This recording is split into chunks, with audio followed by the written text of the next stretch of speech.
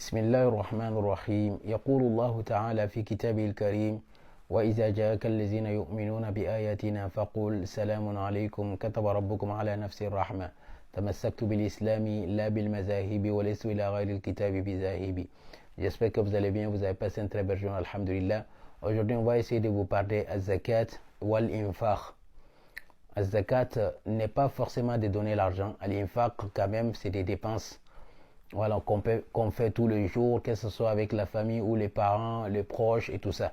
Az-zakat, il y a une autre définition qui est rendre quelque chose qui est pur ou quelque chose qui est pur aussi également, ou purifier son âme aussi également. Par exemple, là, on nous dit dans Surat 91, versets 7, 8, 9, il a dit wa nafsin wa ma sawaha, et par l'âme et celui qui l'a harmonieusement façonné. فَأَلْهَمَهَا فُجُورَهَا وَتَقْوَاهَا, il lui a inspiré son immoralité ainsi que sa piété. قَدْ أَفْلَهَ مَنْ زَكَّاهَا, et certes a réussi celui qui l'a purifié. Donc quand tu purifies ton âme, comment? En faisant ce qu'Allah aime, tu purifies ton âme. Donc si tu laisses ton âme aussi faire ce qu'Allah n'aime pas, c'est que tu es en train de laisser ton âme, voilà. Allah subhanahu wa ta'ala nous dit, par exemple, dans Surah 19, verset 19 aussi également, quand il a envoyé un ange vers Marie, il a dit quoi? L'ange a dit قال إنما أنا رسول ربك لأهب لك غلاما زكيا. Il a dit aussi, l'ange a dit, je suis un messager de la part d'Allah pour t'accorder un fils pur. Tu vois, quelque chose qui est pur, rendre quelque chose pur. Alors, zakat qui est de purifier son argent, c'est ça, zakat. Il a dit wa aqimus salata wa atuz zakat. Donc quand tu donnes l'argent, tu purifies ton argent. Quand tu fais ce qu'Allah aime, tu purifies ton âme. Donc c'est pour ça qu'Allah subhanahu wa ta'ala nous dit tout le temps aqimus salata wa atuz zakat. C'est pour ça que je vous dis que les zakat on ne donne pas à chaque année comme certains savants ont dit donner zakat chaque année. Si l'année passe, il faut donner. Non. La zakat, c'est des bénéfices. Quand tu es commerçant, cultivateur ou pas, voilà, tu es propriétaire des champs ou quelque chose comme ça, Allah subhanahu wa ta'ala te dit, Surah 6, verset 141, وَآتُوا حَقَّهُ يَوْمَ حَصَادِهِ. Donc, acquittez-en les droits le jour de la récolte. Le jour de la récolte, tu prends une partie et tu donnes comme zakat. Quand tu es commerçant aussi, tu as fait des bénéfices et ces bénéfices-là, tu prends une partie, tu donnes. Quelle somme? Combien de sommes? Je te dis, Allah n'impose pas à notre âme ce qu'on ne peut pas le faire. Allah te regarde, donc il te dit de donner. Donc tu as eu des bénéfices. Et ces bénéfices-là, tu prends une partie qui ne te dérange pas, qui ne te met pas en problème.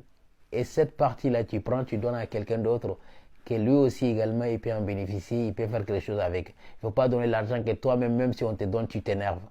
Donc il faut donner ce qui est bien à cette personne-là aussi qui peut l'aider aussi également.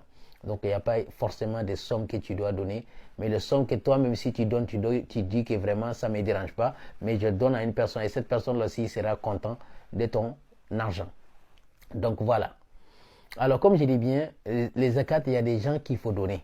Allah les a cités dans le Coran, Surat 9, verset 60, sous forme de sadaqa. Voilà, sadaqa aussi, c'est l'aumône. Voilà, ça vient sous forme de sadaqa ici, c'est zakat. À qui il faut donner? Innama sadaqatu l'aumône, les fuqara, le pauvre, wal masakin, et des nécessités. Wal amilina alayha, ce sont des associations par exemple qui travaillent avec, qui aident aussi, aide humanitaire. Wal amilina alayha wal mu'allafati qulubuhum, et ceux qui viennent de rentrer en islam, qui ont des cœurs. Voilà, wal mu'allafati qulubuhum wa fir riqab, et ceux qui libèrent les esclaves. C'est bien dit qu'en islam, l'esclavage est totalement interdit. Allah nous incite tout le temps d'aller affranchir des esclaves. Même les gens qui affranchissent des esclaves, Allah les aime. Donc donner ton argent à ces gens-là pour aller libérer des esclaves. Ou tu connais un esclave qui cherche l'argent pour se libérer, il faut l'aider. Voilà, l'islam n'autorise jamais l'esclavage. En fait, ainsi que les endettés. C'est les gens qui sont endettés, il faut donner des zakat à ces gens aussi. Ainsi que le sentier d'Allah. Dépense ton argent dans le sentier d'Allah aussi. Allah aime ça. Ainsi que les voyageurs qui sont en détresse. Et ces gens-là, il faut leur donner le zakat aussi également. Faridatan min Allah. Allah dit c'est un décret de la part d'Allah. Allahu alimun hakim. Allah est omniscient et sage. Ça, c'est des zakat. Al-infaq, c'est des dépenses qu'on fait tous les jours. Allah subhanahu wa ta'ala dit, Surat 2, verset 3. Allazina yu'minuna bil ghaybi wa yuqimuna as-salata wa mimma razaqnahum yunfiqun. ceux qui croient à Allah et l'invisible, l'inconnaissable, et ils font des prières et ils dépensent de ce qu'Allah les a donnés. Et Allah nous dit dans Surat D, verset 267, il a dit là-bas, Ya ayyuhallazina amanu anfiqu min tayyibati ma kasabtum wa mimma akhrajna lakum min al-ard. Il a dit, dépensez des meilleurs de ce que vous avez gagné. Des meilleurs de ce que vous avez gagné. Donc il ne faut pas donner quelque chose que tu as volé ou donner que tu vas dépenser. Non. Allah a dit, ce que vous avez gagné, le meilleur, donnez ça. Donc c'est que vous ne souhaitez même pas que quelqu'un vous donne, vous dépensez ça. Non. Donc vous dépensez votre argent du bien. Et ce que vous avez, on vous a fait sortir aussi de la terre. Par exemple, des fruits et tout ça, vous pouvez donner tout ça là. Tous les jours, hein. Tous les jours, si vous avez l'argent, vous pouvez acheter des nourritures ou des fruits pour aller donner aux pauvres. Ça, Allah vous incite à aller faire ça.